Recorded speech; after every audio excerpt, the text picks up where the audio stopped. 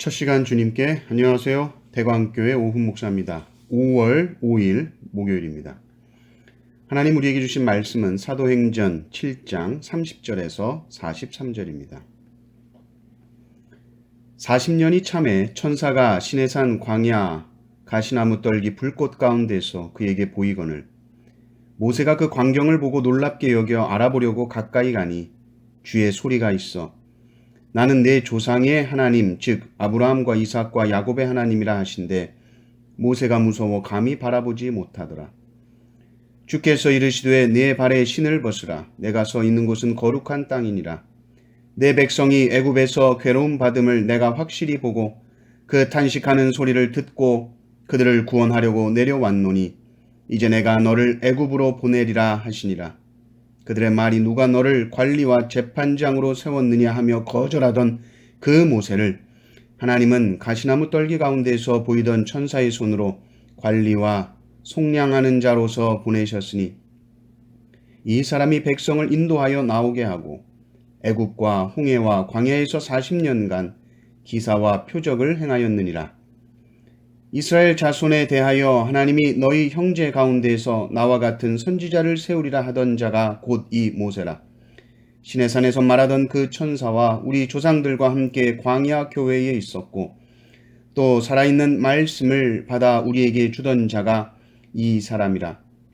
우리 조상들이 모세에게 복종하지 아니하고자 하여 거절하며 그 마음이 도리어 애굽으로 향하여 아론더러 이르되 우리를 인도할 신들을 우리를 위하여 만들라.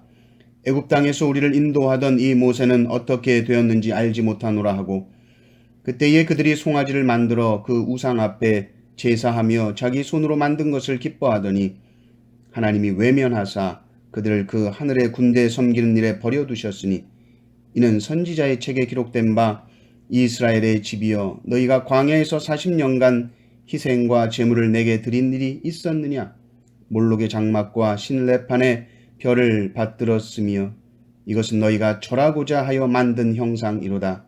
내가 너희를 바벨론 밖으로 옮기리라 함과 같으니라. 아멘. 오늘 말씀 30절을 보시면 40년이 참에 이렇게 나옵니다. 와, 하나님의 때가 있구나 우리가 확실히 알 수 있죠. 모세는 몰랐었습니다. 그러나 하나님은 이스라엘 구원을 향한 더 확실하고 완벽한 계획을 가지고 계셨고 그 계획 속에는 모세가 겪어야 하는 광야 40년이 들어있었던 것입니다.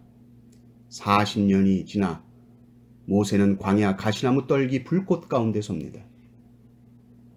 말도 안 되는 광경이죠. 가시나무는 아주 벌썩 말라 있기 때문에 작은 불에도 완전히 살라 없어져 버려야 하는데 그 가시나무가 타지 않고 그대로 불꽃 속에 있는 것입니다. 이 광경에 모세가 놀라서 제대로 보려고 가까이 갑니다. 그때 주님의 소리가 들립니다. 모세가 처음 주님의 음성을 듣는 때요. 하나님이 모세를 부르고 계시는 것입니다. 하나님으로부터 사명을 받는 시간입니다. 사도행전 7장 32절을 보면 하나님 말씀하십니다. 나는 내 조상의 하나님, 즉 아브라함과 이삭과 야곱의 하나님이라 하신데 모세가 무서워 감히 바라보지 못하더라. 하나님을 만난다는 것은 그저 따뜻하고 좋고 즐겁고 유쾌한 경험이 아닙니다. 하나님을 만난다는 것은 심히 두렵고 무서운 경험들입니다. 구약의 모든 하나님의 사람들은 하나님을 만날 때 죽음을 경험합니다. 이사야도 화로다 나여 망하게 되었도다 말하죠. 왜냐하면 완전히 거룩하신 하나님과 죄악된 인간이 만난 것이고 하나님은 죄를 조금도 볼 수 없는 온전히 거룩하신 하나님이시기 때문입니다. 그래서 하나님이 말씀하시죠. 네 발에 신을 벗어라. 네가 서 있는 곳은 거룩한 땅이니라. 언제부터 거기가 거룩한 땅이었나요? 거기가 왜 거룩한 땅입니까? 거룩하신 하나님께서 그 자리 가운데 임재하셨기 때문에 거룩한 땅이죠. 사실 지금 스데반은 성전 모독죄로 고발당했습니다. 그 거룩하던 성전을 네가 모독했다. 스데반이 은근히 말하고 있는 거예요. 뭐가 거룩한 것이냐? 건물 자체가 거룩한 것이냐? 그렇지 않다. 하나님이 임재하지 아니하시면 이 화려하게 지은 예루살렘 성전 의미 없다. 그러나 천막 속에서 예배드려도 하나님이 임재하신다면 그곳은 가장 거룩한 곳인 줄을 믿습니다.